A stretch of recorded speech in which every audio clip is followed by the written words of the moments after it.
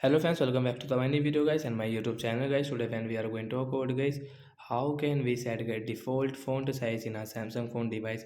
Friends, you want to set guys your phone default size, so how can you set to the fans? I will show you, I will tell you in this video guys.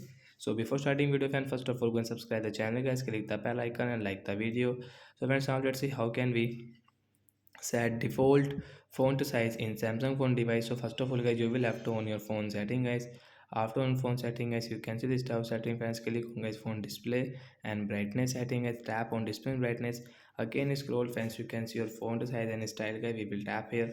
Friends, you can see your font size. So friends, you can see guys the third I think and normal size, and guys you can see go default size guys. You can set from here and you can use it. Think I this fourth one is default. Yes friends, you can see your normal font size. So like that guys, you can set guys your default font size and you can use your phone with your default font size. So bye bye friends, thanks for watching the video.